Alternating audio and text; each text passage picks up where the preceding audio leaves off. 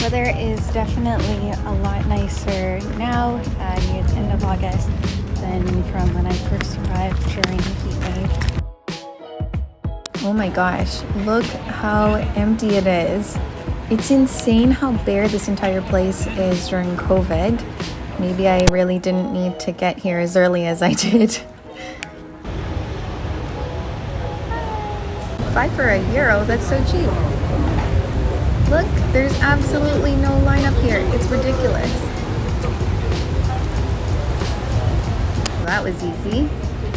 Now we can take a leisurely walk and stroll to the tower.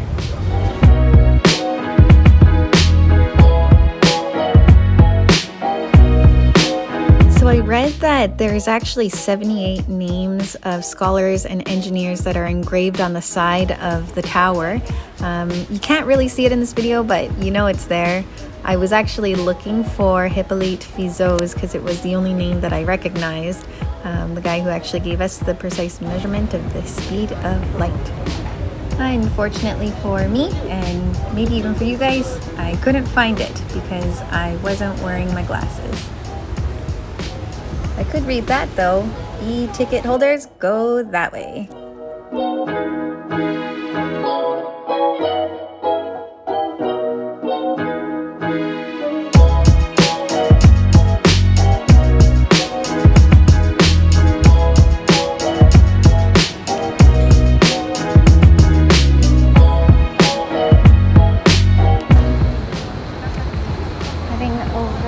To the lineup where we're gonna be going up. Success! He let me in early. That did not happen at any of the museums that I've been to in Paris so far. They make you wait.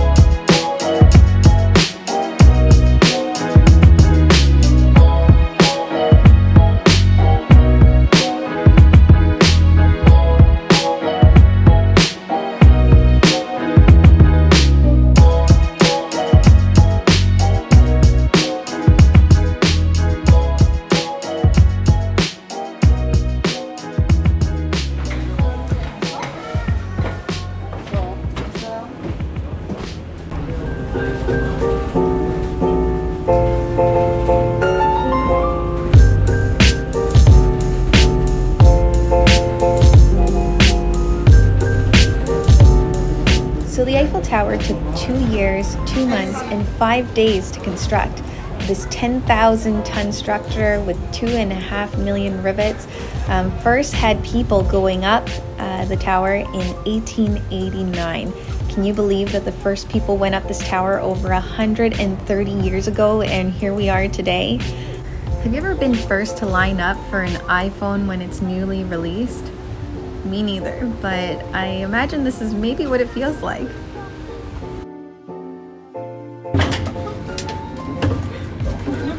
Wow, look at that.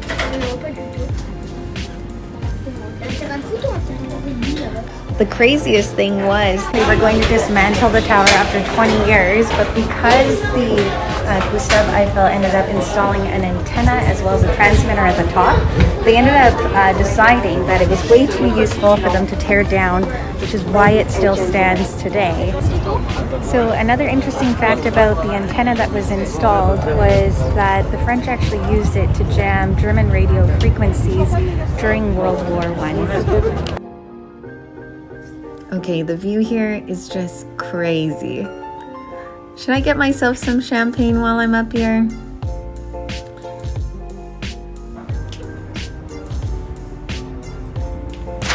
Wow. Honestly, I thought it'd be kind of lonely being up here by myself, standing with all these couples. It's really not so bad, especially if you got yourself a glass of champagne. Cheers. Bonne soirée, merci.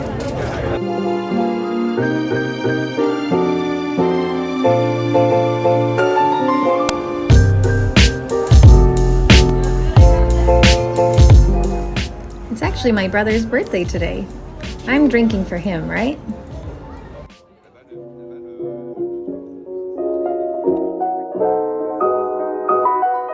So there's definitely phenomenal views at l'Arc de Triomphe as well as Sacré-Cœur because you could see the Eiffel Tower and distinctly know that yes, you're in Paris.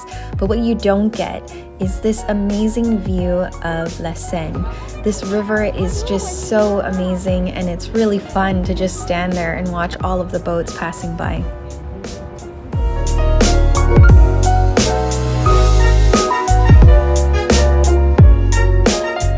I don't know if you guys can tell from this, but I spent a lot of time here. Here's a short time lapse I took from the 3rd floor, 906 feet up in Paris.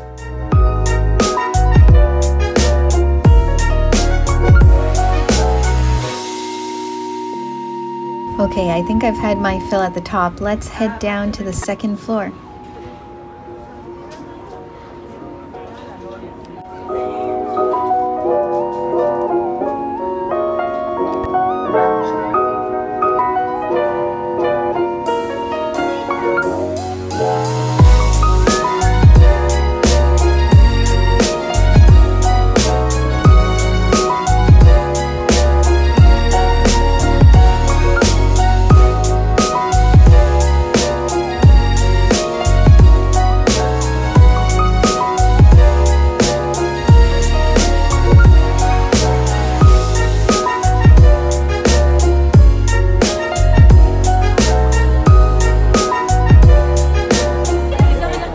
During the time this was built, electricity wasn't developed, and so the tower actually had 10,000 gas lights installed.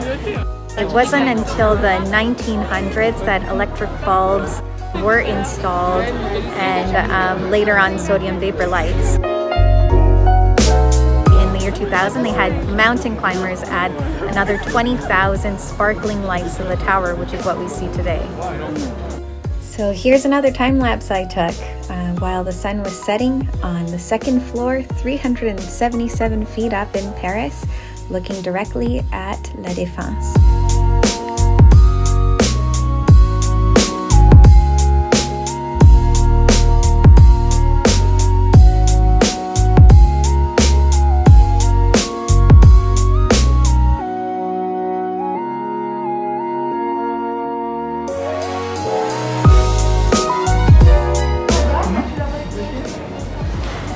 Lights are just starting to turn on here.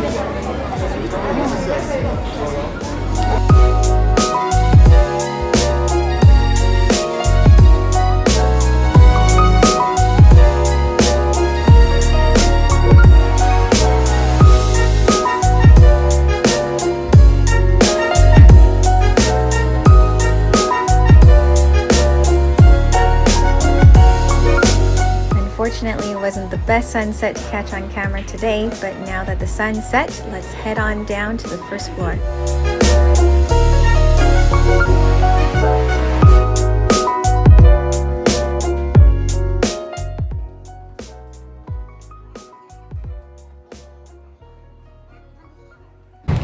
So the 1st floor is where the glass is.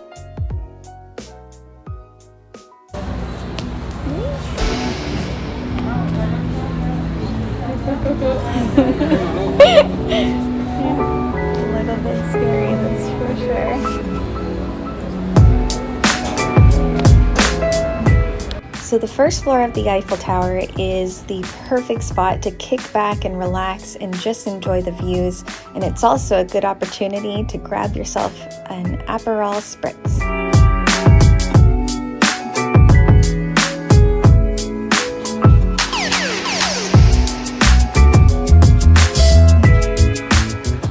So again, during COVID, you can see that the space is relatively empty. There is no shortage of chairs around. I found a seat really easily. And hey, look at that. I even found a seat for my camera.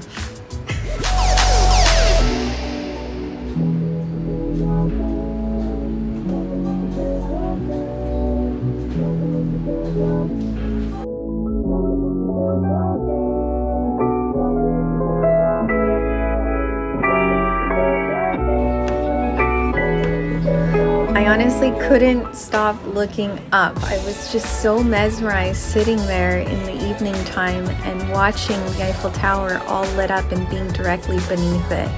I think the only time I ever looked down was to take another sip of my drink. Pretty sure that's why I ended up getting a neck cramp that night. So all fun aside, I did have some serious business to tend to, which was fulfilling the task that was assigned to me by my 3-year-old niece. How many circles could you spin around with your finger on the floor at the Eiffel Tower? So I don't think I need to say, but I failed miserably, as you guys can tell. I got dizzy probably after 5 spins. I've spun lots of circles, I've finished my Aperol Spritz, and now I'm looking up again and getting crazy ideas that I should start climbing that tower. I'm pretty sure that's my cue to head home now.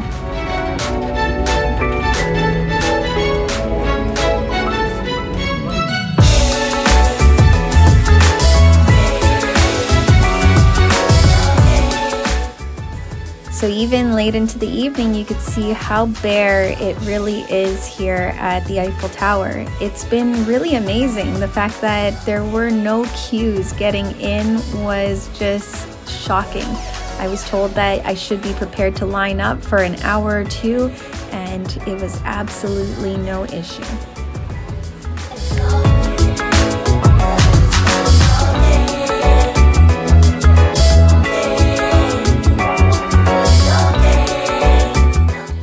I really think the Eiffel Tower is prettiest when it's lit up at night, and because it's really close to the time where it's about to actually go off again, I figured I'd just take the opportunity to take you guys up a street where you get a phenomenal view of the Eiffel Tower. It is really recommended because it's the perfect spot to get a picture with the tower, and it's called Rue de l'Université. Okay, we made it and I found a really awesome spot, so let's hang tight and wait for the lights to come back on. And there it goes. It's honestly so beautiful. I love it. Anyways, thank you guys so much for watching. I hope you enjoyed coming up the Eiffel Tower with me and experiencing what it's like during COVID here. If you did enjoy it, I am going to be posting some more videos in the coming weeks on some cheap eats that I've experienced in Paris, my visits to a couple popular museums, and I also took a baguette making class, so stay tuned.